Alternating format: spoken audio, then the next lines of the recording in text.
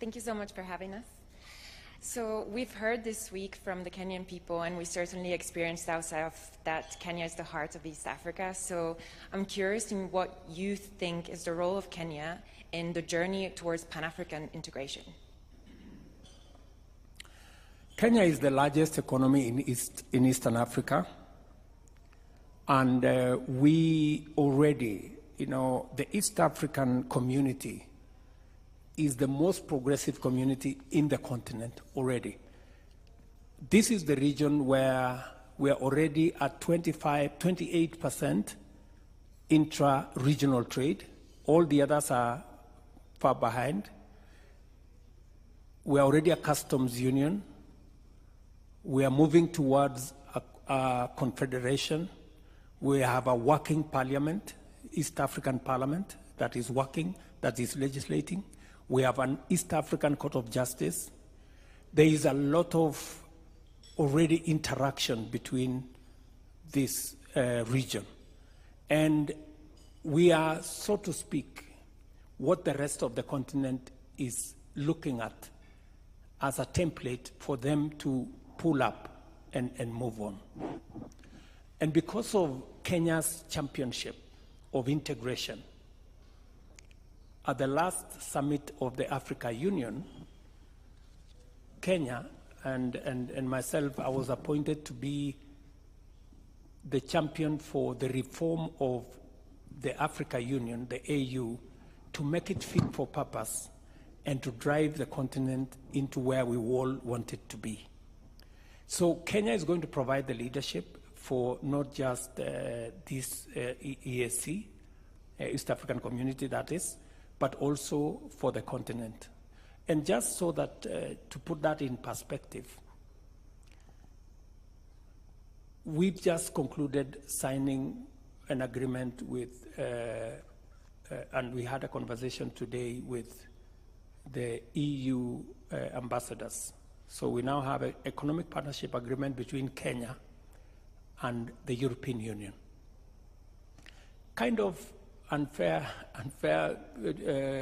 agreement because Kenya is one country, the EU is 28 countries. But now we've begun the journey to bring the rest of the East African countries on board. And progressively, we were having conversation with the ambassadors here, how we're going to drive that towards a continent-wide relationship. But again, we are providing leadership in trying to, build this relationship that brings a bigger game into the equation. How do we eliminate barriers? How do we remove hurdles to trade, to investment? And how do we make the whole economy work for the people and work for everybody? So that's the kind of leadership Kenya is going to play. And we're very proud that the rest of the continent is hemming in as we make that progress.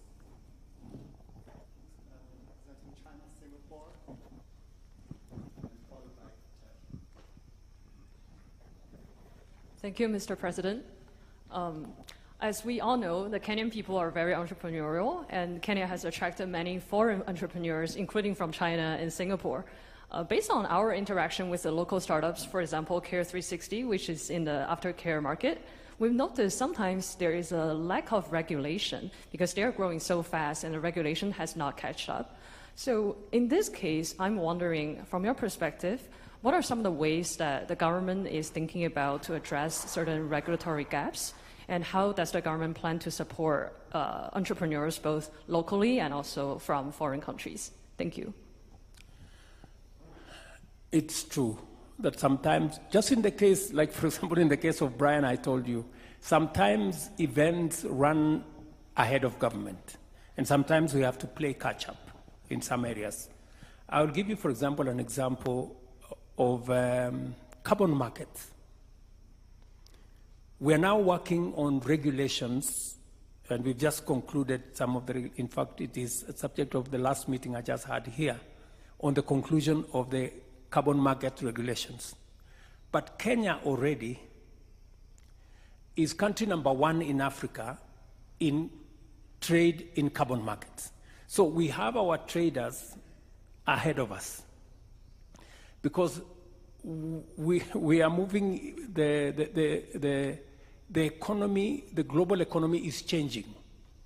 It is not business as usual. It is not the traditional way we've always known how to do things. I'll give you one more example. Ambassador here has been on my case because of a company called Summersource.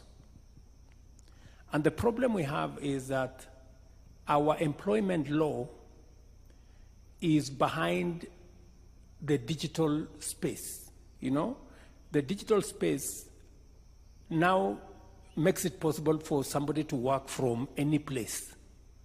You don't have to put on a tie, you don't have to comb your hair, you don't have to look this. You can work from home so long as you have access to internet. But our employment talks about permanent and pensionable, that you must show up in some place.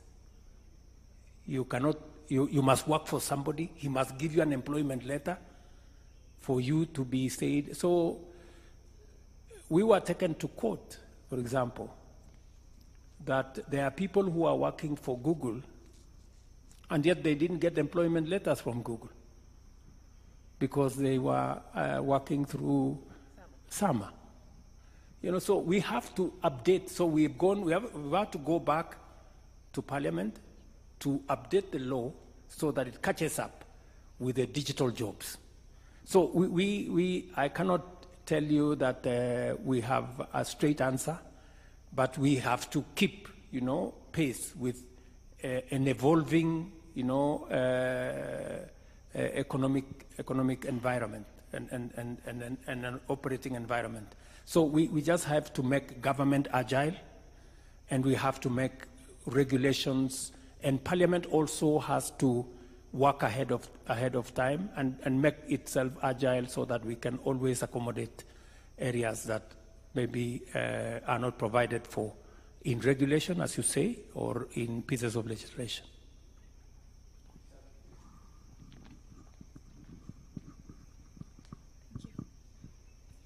Hi, Mr. President. Thank you for having us. We understand that you've curbed public spending and increased taxes to pay off existing debt. I'm wondering if you could speak to how you made that decision, what trade-offs you've had to consider, and how you think that decision impacts everyday Kenyans today. I think you have been talking to the opposition.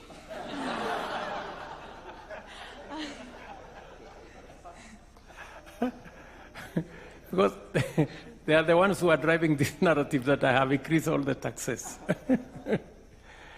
Now, you know, the whole principle is that you must live within your means.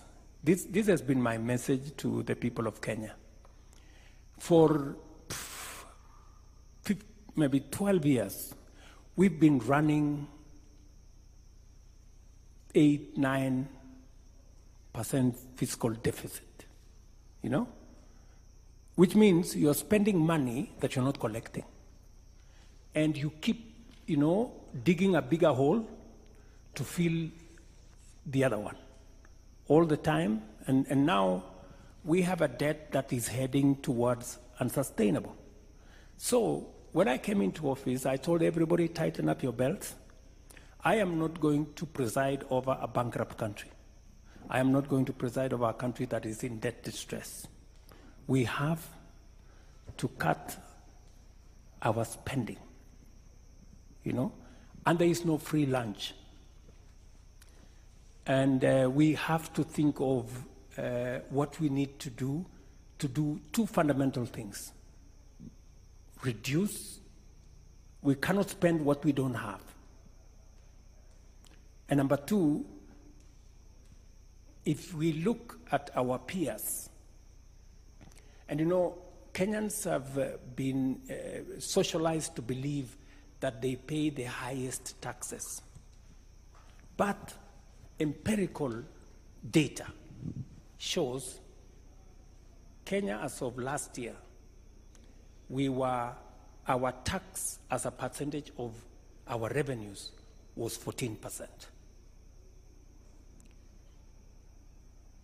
our peers in the continent is on average between 22 and 25%, which means we are way below, our taxes are way below those of our peers, you know. And I'm not comparing ourselves with OECD countries.